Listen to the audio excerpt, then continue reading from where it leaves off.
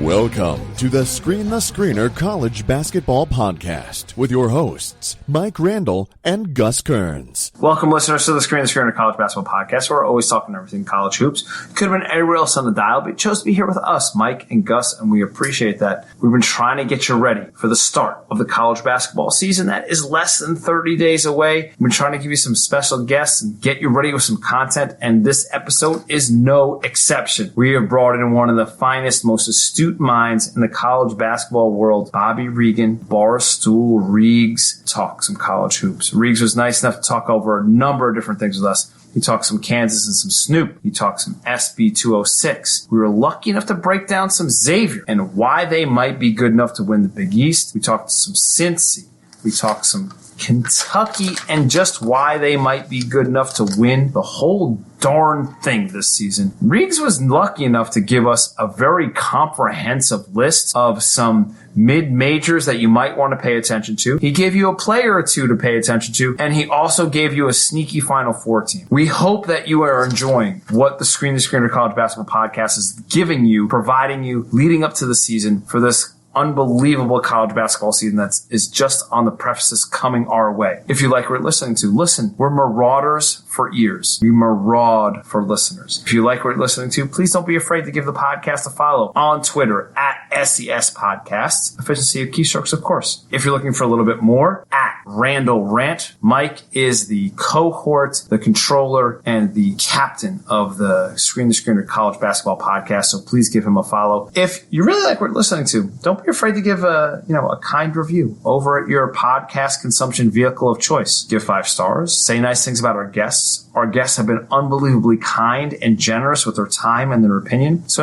even if you don't say nice things about Mike or myself, say nice things about those guys. Those guys have been just unbelievably kind, and we got more stuff coming your way. We creep closer to the college basketball season start line. Cheers, cilantro, gratulatia. Hope that you enjoy the conversation. We just want to say a big thank you to Reags. Don't forget to give him a follow over at Barstool Reags, capital B, capital R, and look up every blog that he has rolling over at Barstool. Super thankful. Cheers, enjoy.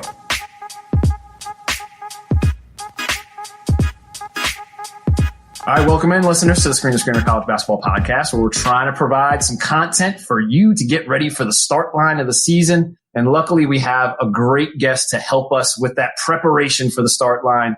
We have Reags from Barstool Sports. Reags, welcome to the Screen the Screener College Basketball Podcast. Thanks for sharing your opinion, your vision, and your view. Cheers. Thanks for popping on.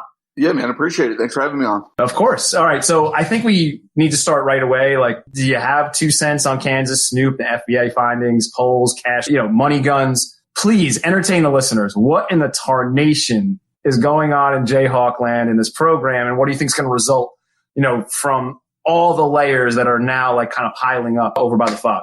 I'm going to speak out of both sides of my mouth because that's the only way to kind of look at this. On one hand, I loved it. Anytime you can go double birds to the NCAA, I'm all for it. Which is kind of weird because I love college basketball. I obviously hate the NCAA.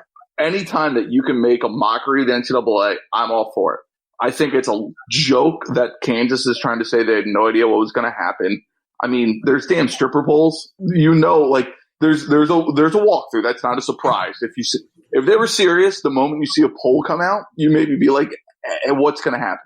So I think Kansas is just a lying school to begin with, but I loved it. Like I love that they've gone double birds to the NCAA before. And so I like that. On the flip side, and this is where I kind of hate Kansas a little bit more. Remember, they said they were a victim in this whole thing.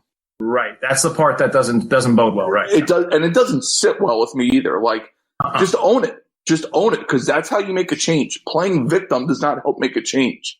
Sit there and be like, yeah, this happened. Do something about it. Now, I understand why they're doing it, just to protect their sanctions and all that crap, but don't try to play victim, which resulted in guys in jail for literally doing their job. And I still can't get over the fact that there are dudes in jail for this. I find that completely laughable. That's probably a whole nother conversation. But yeah, that definitely is a whole nother avenue to travel down.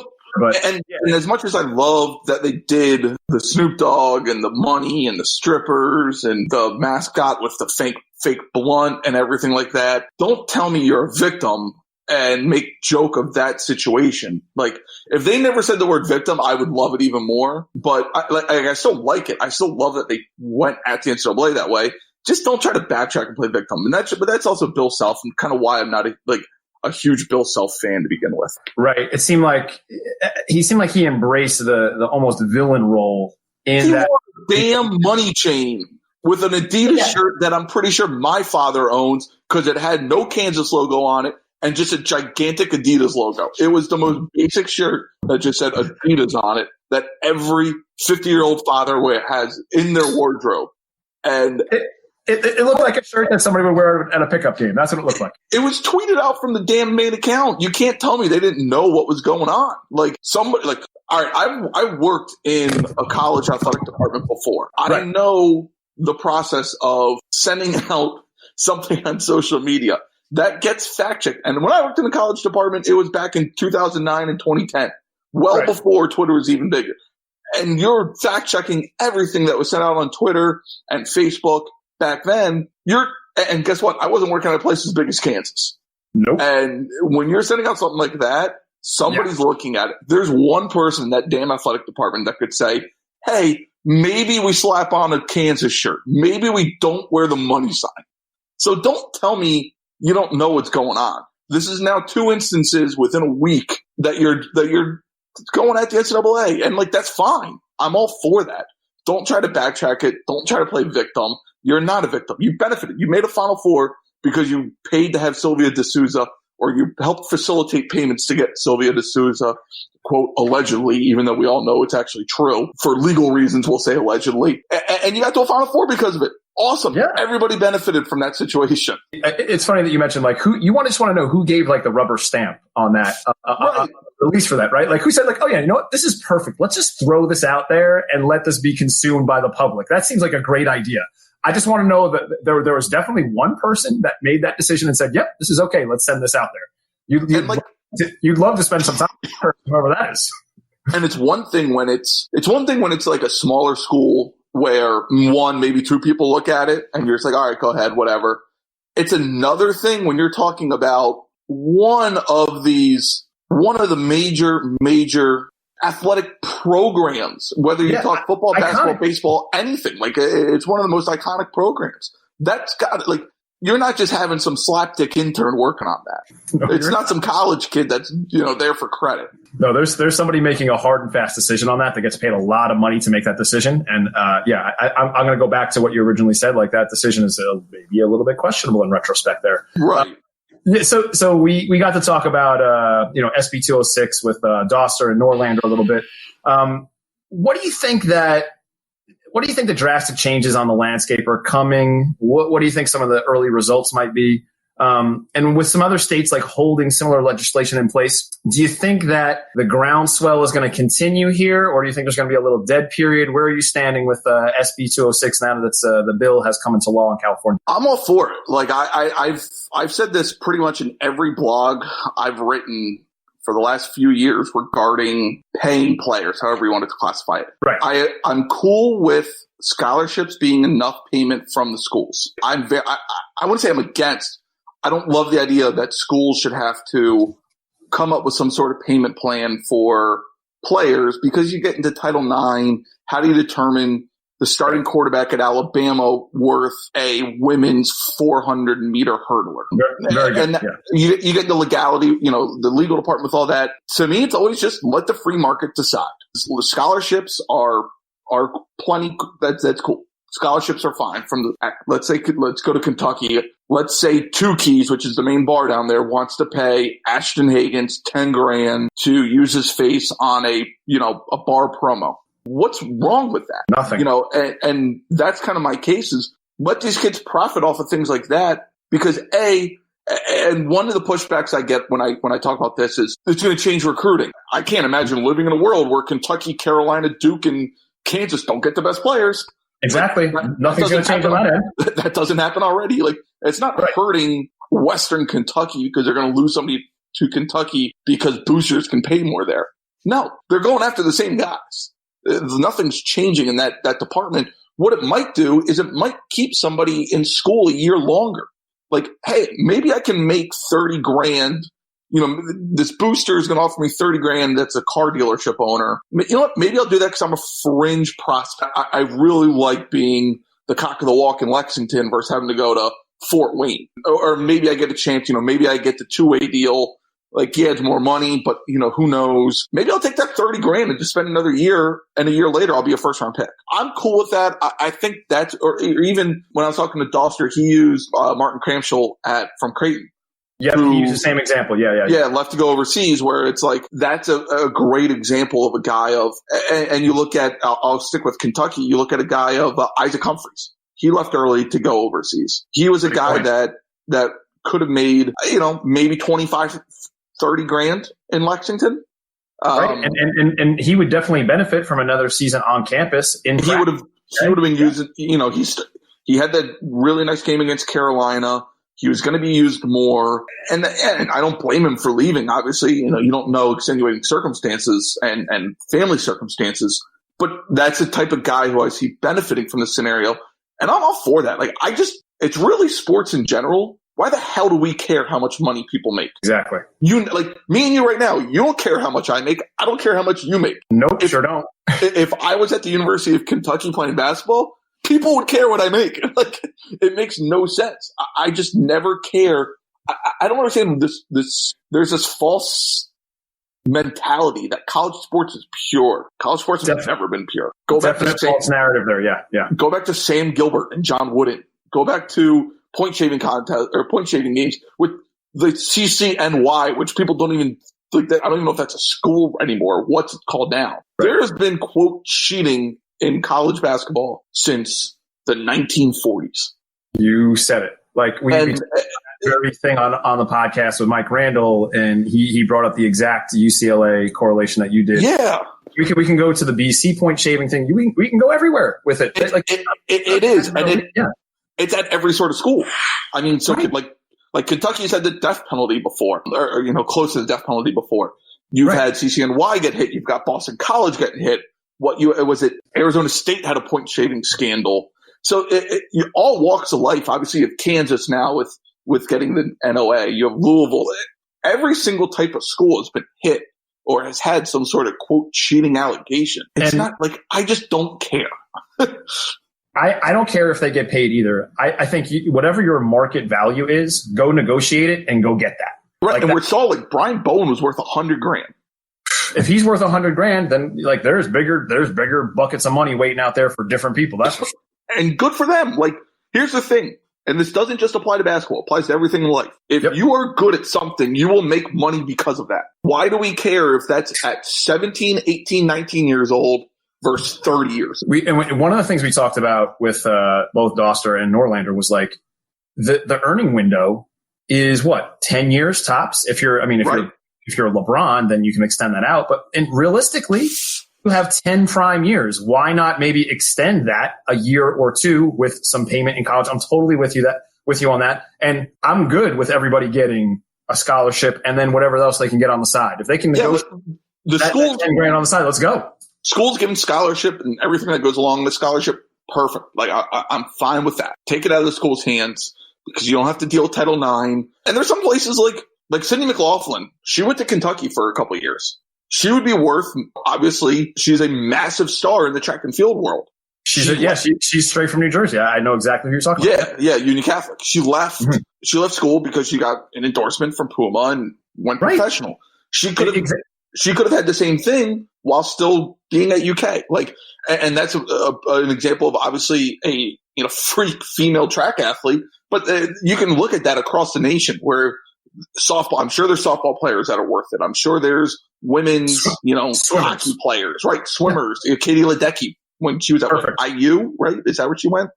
No, she went to Stanford. She's from Indiana, went to Stanford. She probably, she would have been worth money. I just don't have a problem with opening up to the free market. And the other thing that people push back is, well, these big schools are just going to keep buying out, buying recruits. And it's like, A, again, where else are recruits going right now? And B, I think you're forgetting these boosters are businessmen. They're going to make educated decisions. When obviously he just died, but T. Boone Pickens, ton of money in the world. He probably could have thrown around. He probably could have missed on a couple guys. Right. But guess what? Like, if you get burnt, like, let's say you're the booster that threw $50,000 at Scala this year. Okay. There's one quote miss that you had. And then let's say maybe you're the same guy who, while he was a transfer and during his transfer year, you offered Ryan Harrow, $60,000 for an ad deal. Okay. Right. Now you're 0 for 2. Are you going to be willing to make that same sort of investment on a third guy? Interesting. Like, they're smart businessmen. Yeah. Like, they're going to count their losses and they're going to be smart in kind of what they offer, both dollar-wise and player-wise. If you're a booster, you probably have no problem tossing out a ton of money. I think people kind of forget you're talking about businessmen and women when you're debating boosters. It's not me and you where you're playing fantasy football with like, hey, I have $200 in my auction budget. I'm going to throw $150 on Wayne Gallman. Like, right. No, it's different. Like, we're idiots. Yeah, it's a little different dynamic. Right. So I just don't care, man. Like, I'm very, and I'm not like young. I know people like to talk down on this is a young way of thinking. Like, I'm 32. Like, I've watched college athletics plenty. I'm not in that young 20-year-old, demographic of, you just want everyone to get money. Yeah, I don't care. Like, I've been that way my entire life. I never cared about players benefiting from their name, image, and likeness. And then everyone's like, well, you care about the school. It's like, yeah, I cheer for laundry. I went to Kentucky. Yeah. I cheer for blue and white with Kentucky on it. There are some players I do enjoy and I do cheer for. The majority of the time you're cheering for laundry. Why do we care? Like, it's not going to tarnish it. Like, you can sit there and say, well, look at these guys. Coach Cal has ruined college basketball because the one and done. They don't care about my response. Yeah. Go watch Bam Adebayo and go watch De'Aaron Fox after they lost to Carolina in the Elite Eight in the locker room. And they were destroyed. It's absolutely destroyed. There are some players. Here's a little hint. Here's a little hint from those that I know in college basketball. There are some players at every program that don't give a damn about college basketball. There are plenty high-name basketball players that love everything about their school, whether they're there for 1 year or 5. Why do we care? Like, it's all the same. You're cheering for blue and white. You're cheering for red and white. You're cheering for blue and gold. The way that you tied this up, small schools are going to benefit because they're going to be able to hold on to that guy, whether it be Martin Krampel or whoever else from Creighton, and they're going to be able to hold on to that guy for another year and maybe be competitive and make that run in March because they have that veteran guy that's going to get buckets for them in a big time moment. Absolutely nothing is going to change on the current landscape up front, Blue Bloods, because they're still going to go get their players, whether they get paid X amount of dollars or not. Like, it's not like that part is going to change either. So if anything, it might enhance like that little Cinderella story that we all love in March and all attach to and all wait for the second weekend. And there might be one of those teams that's able to finagle $20,000 for the guy to go to the pancake house every other Sunday. And then boom, he's scoring 20 points in the first round game. Like, that's the way it's going to work. Not only that, but there are some people where their peak worth is in college. For example, and you kind of talked about it with the smaller school, every single player on Florida Gulf Coast, Dunk City, Sweet 16, their peak, I would say 95%, their peak was in college. That year, anybody that was there the year after could have made, even if it's $5,000, like here's an extra $5,000. Who cares? The game's still the same. We're still cheering for the same teams. They're still playing to win. There's still going to be a winner and loser. And refs are still going to get the block charge call incorrect. That's hilarious. Okay. All right. Let's bring it back on the court, Reags. You hold, proximity to the Xavier program. They return a ton. Let's talk about Big East here. One of our favorites over here at Screen Screeners, Quentin Gooden. He started like a ball of fire last season and then slowly, finished off the season like with a whimper. I think that he might be one of the most underrated senior point guards in the nation. He's 6'4"-ish. He's got the usual X-toughness. What other returning elements are going to help make, the Musketeers a really special team this season? And do they have a legit path to win the Big East again this season? Yeah, I mean, so it starts and ends with the wing, Scruggs and Marshall, right? Everybody that writes or talks or follows college basketball had Najee Marshall as a breakout player last year, going into last season. Paul Scruggs ended up kind of being that guy more than Marshall was, I think, last year. I think Scruggs was a little more consistent. Marshall came on towards the end, struggled a little bit in the beginning. Scruggs, I think, was just consistent throughout. Those two guys, if Marshall can turn into that guy that everyone thought, and Scruggs kind of just takes a little jump from who he was last year, it's a pretty nasty trio in that backcourt there. Then you add Tyreek Jones, who just kind of fits, what Xavier does as a big man. He blocks shots, he runs to the rim, he's aggressive, and he's a good rebounder. A really, really good rebounder. I like them. I think, last year, the first year under Steele, I like Travis as a head coach. I think he's going to be fine. Is there a path to win the Big East? Yeah, absolutely. Definitely. Nova is obviously the consensus favorite to win the Big East coming into the year. You could talk me into Xavier winning it, absolutely, without a doubt. Yeah, I don't think that's crazy talk. And if you're going to have senior point guard, we know what senior point guards do in big time games, whether it be in the tournament late, early in March or can they end up shooting the ball? Because that killed them last year. They cannot shoot the 3-point ball to save their lives. Like if Marshall and Scruggs can knock down 35%. I know that's Scruggs was 38 last year, 37.5. Right. 37.5 last year. If he can shoot 37, Marshall and Gooden were 29 and 27 last year, 30 and 28. Right. Just bump that up a little bit. Bump that up to 34. That's not asking for a lot.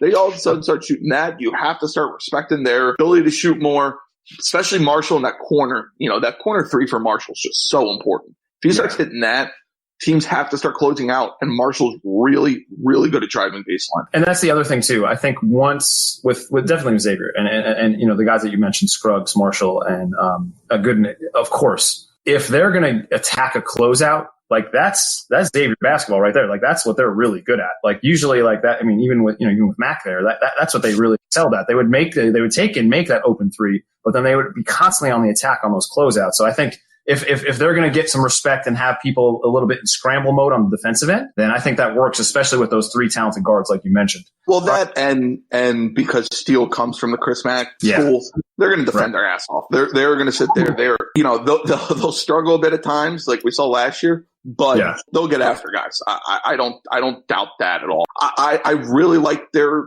fit. I think Kai Tandy has a really good chance to be really, really good for them. I like the Jason Carter pickup.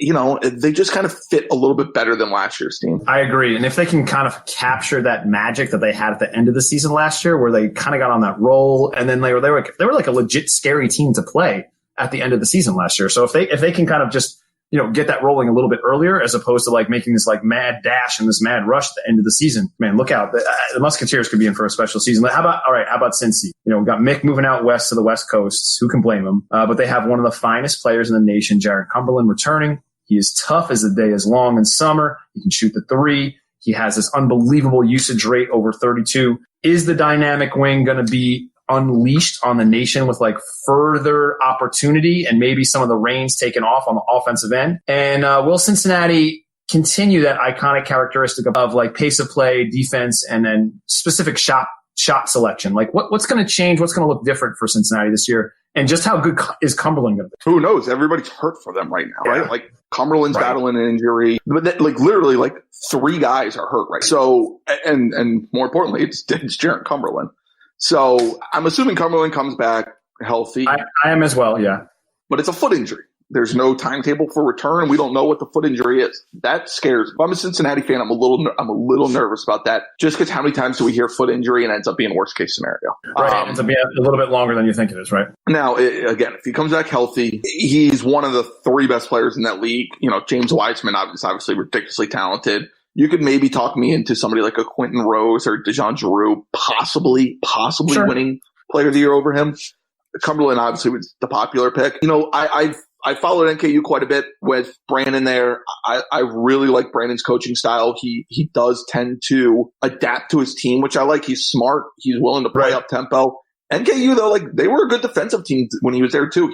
He's not afraid to slow it down and play defense. I think you'll see obviously an uptick in the offense compared to what we saw with Mick, just because that was Mick's style. Defensive minded, control the tempo of the game, run an efficient offense, but slower offense. Brandon should let them get up and down. I think they kind of have what fits for that. And again, it all just depends if Cumberland's healthy. If Cumberland's healthy, he has potential to be an All-American. If not, then Cincinnati is going to struggle to make the NIT this year, even without Cumberland. I think he's that impactful of a player. If he's healthy and plays at the level we all kind of expect him to play at, they're going to be an unbelievably dangerous team. If he is ordinary and not healthy, then this team turns into a very ordinary team. And like you said, like NIT-ish, which is like kind of scary if you're a Cincinnati fan, because you've been in the tournament for like X amount of years in a row under Mick, which is like one of the most underrated stats for him as a coach, because he just had so much consistency of getting that team into the dance year after year after year. All right, Reags, you got your beat on Kentucky. We mentioned them a little bit earlier. This is just another uber talented Wildcat team. Are they going to live in the top 10 all year? Are they going to challenge for an SEC title? Are they going to get to the Sweet 16? Or is this something different? Like with a top flight point guard like Hagen's coming back. We mentioned him earlier. Is he going to lead this unusually talented group of youngsters to like a Final Four or a title run and win the whole dang thing? Or is there something different going on here? What's your feel for Kentucky since you were just down there recently? No, I mean, I think this is very much a favorite to win the national title. I think kind of what I just said about Cincinnati, this team fits really well together. I know there's kind of a lack of big men. You have Nick Richards, but Nick Richards is a junior. E.J. Montgomery's a sophomore. They have that experience. You even look at Ashton Hagens and Emmanuel Quickly, two sophomore in the backcourt now. Then you throw in that, just another loaded freshman class with Cleo Whitney, Tyrese Maxey, Keon Brooks, and Johnny Juzang. Those two guys, Brooks and Juzang, are going to be very interesting to me because I think they kind of give Kentucky that different look where Juzang's a great shooter. Brooks can play that small ball era. Yep. Nate Sestina coming in from Bucknell, who's kind of a stretch player. Calipari can get very unique with his lineups this year. And it's one of the, rare times that he's been able to do that, but it's one of the more, I think, versatile teams he's had. The question is who steps up for PJ Washington. Obviously, Washington was one of the best players in America last year. He was that kind of, you could give him the ball and feel confident if you're a Kentucky fan watching him with the ball that he was either going to score or make a pass for an easy play. Right. He was great on the wing, and he was actually really underrated on the block. Really loved his game. Yeah. So really well. Yeah. I mean, defensively, this team should be awesome because Ashton Hagens is one of the best on-ball defenders in the country. All the length that they have, Calipari teams always block shots at a high rate. I just like the way this team fits. I don't think shooting's a question. I think they have enough weapons on the perimeter to make teams really kind of pay attention to that. And then then you have Hagens driving. You have somebody like Max, you can take guys off the bounce. E.J. Montgomery and or Nick Richards make that jump. If one of them make that jump, then I think this team is probably the favorite to win it all. I know right now they're behind Michigan State, but I think Michigan State has questions too. But yeah, I think Kentucky is on the short list of national titles. I totally agree with you there. As far as Suzanne goes, his brother is one of the Ironman players up at Harvard. So you know that there's also, along with the high talent, there's also a high IQ that's going to go along with him. You mentioned, quickly too, those two guys are going to be pretty dynamic, whether they come off the bench or whatever combination. Like you mentioned that Calipari is going to get like super unique and creative. I bet he's going to be like kind of artistic. I bet he takes out like, his paintbrush and like his canvas and like starts goofing around with lineups and makes it really unique. Because you could play with like their length. You could see a lineup with Hagens, Quickly, and Maxey all out there. Right, which is bananas. You could see a lineup with one of them out there. And it's going to make for some intriguing, and that's the one kind of, I guess, complaint there is about Calipari is that he kind of sticks with what he has for maybe a little too long. It tends to work out because even if they're struggling early on, come March, they tend to be a favorite every year. So, but that's kind of the question is he willing to kind of get crazy with these lineups? Well, I think you talked me into putting them into the Final Four. that convinces me. Yeah. Let's key into like your inside college basketball mind. Maybe provide the listeners with a team or two that make maybe one major team and maybe one mid-major team that you think might be flying under the radar. The major team that maybe, could be like a sneaky Final Four team, or one mid-major team that's going to we're going to turn around in January and they're going to be ranked in the top 25 or pull a giant upset, whether it be in one of these tournaments. What are two teams, maybe a major team and a mid-major team that you think hold some underrated value in your eyes on the college basketball landscape? Yeah, I don't think anyone's really – it's hard to break like an under-the-radar mid-major team because everyone's going to say the same. Harvard, Vermont, obviously Western Kentucky, East Tennessee State is a team I like. Obviously, Bradley won the MVC last year. They could come out this year and be the favorite to win it instead of kind of like that kind of crazy run they had last year during the MVC tournament. It's obviously just Harvard or Vermont for me. Yeah. All right, so here's the question I have you for Harvard. Ready? All right, who would you take? This year's Harvard squad or the Final Four Loyola Chicago team? Oh, that's a good question. That's how talented Harvard is. That they're going to bring back Towns. They're going to bring back Kirkwood. They're going to bring back Bryce Aiken. They're going to they have talent at the point guard position and they have talent on the wings. That team is like sneaky dangerous. My only fear is they never seem to stay healthy. Totally true. I mean, Towns did not play a minute last year. So no. And was it 2 years ago? Aiken was out. Right. Well, Aiken was out half of the year last year. Half of the year last year. That's what it was. And put up like some 30-point games and some 40-point games. But I'm telling you, if all of those guys are healthy, that team is legit dangerous, especially with Amaker on the sidelines. Yeah, I mean that's the Sweet 16 caliber team. A little bit like the Cornell team that made the Sweet 16 in 2012 it was or 2010. Yeah, great comparison. 2010. Yeah. Great comparison. How about one major team you're thinking like, this team might be a little bit undervalued? I think it's LSU. I like LSU. I know they lost Tremont Waters, which is he was that guy that just kind of calmed everything down. But from a talent perspective, you're talking about Javonte Smart, Skylar Mays, Emmett Williams. They're bringing in Trendon Watford. There's a ton of individual talent. The question is, will Wade be able to, navigate this new group without Waters? Because I think Waters is just that important. What happens with the NCAA? Will that lingering over their head have any, kind of effect? But I think that's a team that's, preseason right around 20-ish, probably on the consensus level, where I think if they end up in the top 10 at some point, I'm not going to be surprised. I think that makes sense. By the way, Waters was awesome. He won a couple games by himself for that team when he was there. So he was you put value on his importance. There's no denying that. And I think the other part too is you mentioned like all the dynamic wings that they have. Are they going to shoot it well enough? If they shoot it well enough, they're going to be dangerous. But at the same time, can anybody box them out? Like they just have some freak offensive rebounders where it might not matter if they don't shoot the ball well. Yeah, and one of those offensive rebounds got them that controversial win last year.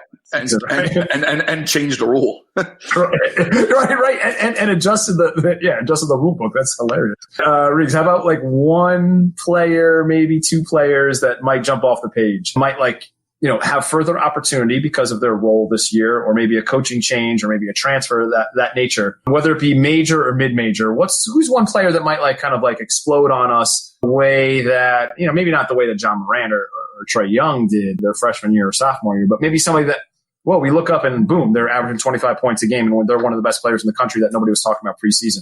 Who's one of those sneaky players you think you have your eye on that might actually explode? I want to say Anthony Lamb, I'm not sure if he's big enough or if he's too big for outside of people that follow college basketball religiously. Obviously, Vermont, everyone kind of knows who he is. He's kind of an answer. I'm trying to think Jamius Ramsey from Texas Tech could be that next kind of Chris Beard. I'm going to turn you into a star in a year. Right. And by the way, how much history has Texas Tech had with that? Whether it be, Zaire or Culver, somebody's going to step into that role. Wow, they have another great guy that's going to get drafted in the first round. It's turning into the Villanova guard who takes a jump every year, where you had it with Hart, you had it with Hart, you had it with Archie Diacono, you had it with Brunson. Everyone kind of thought it would happen with Gillespie last year. That's why it's happening with him this year. That you're right, and that's now kind of happening at Texas Tech, where, like you mentioned, you had Zaire Smith, you had Culver. Obviously, Keenan Evans might not qualify because I thought he was kind of maybe too good before leading into it. Ramsey's that guy. I think Ramsey is the guy that is the potential star for that team, which is, again, a consensus top 15 preseason team. If Ramsey turns into that star, you're talking about, maybe he's Big 12 Player of the Year. Maybe he ends up being, honorable mention, third-team All-American. Let's say they finish, in a Sweet 16 Elite 8 run. And, with Beard at the front, and, they rewarded him with a giant contract, obviously, because of the title game run last year and, obviously his success in prior seasons.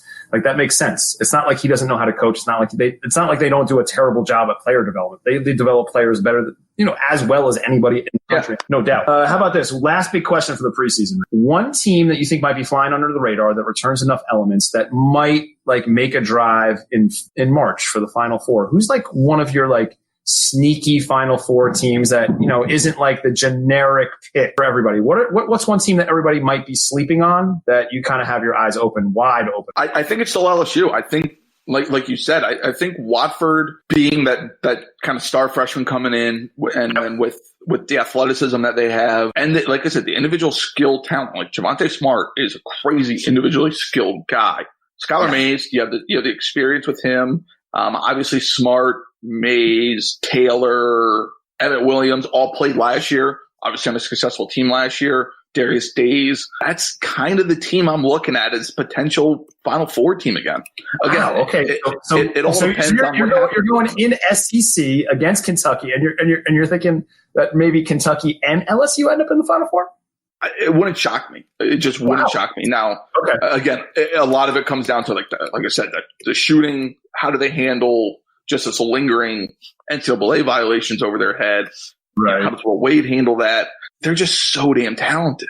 And the question is too, can Smart kind of be that stable leader at the lead guard spot that Tremont was? And that's a giant question. And if you're that's a huge question. Choose like we're asking like a big responsibility to be put on his shoulders. Like you want to assume that as an LSU fan, but I don't think that you can just be like, okay, that's definitely going to work. I think that is something you have to like figure out, navigate, find an answer to, and then I think the truth is going to be told like the first 10 games. You're going to figure that out in a hurry, or otherwise they might have to go a different direction as far as lead guard's concerned. But I'm with you. I think the talent is there, the skill set's there, but can he handle it as cool as Tremont did? That's right. All right, let's get you out of here on two fun ones, right? How about give the listeners one of the finest Cincinnati craft beers that you came across this summer during your travels? What's something that people should have their eyes on if they come across, whether it be, on the tap or maybe in some sort of like, local beer trade that they have, as far as like a good Cincinnati craft beer? Man,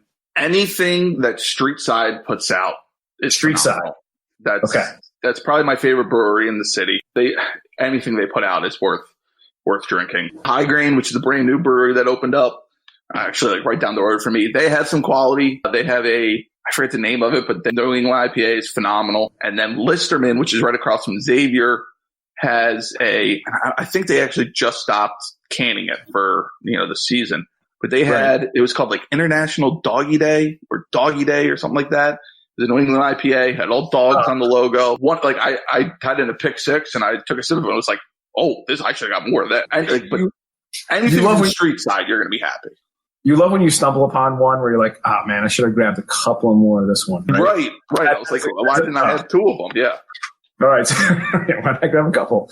All right. And then last thing, we know you're a new father. Congratulations on that. Thank you. That's amazing. I got two little girls running around over here. It's nothing but fun.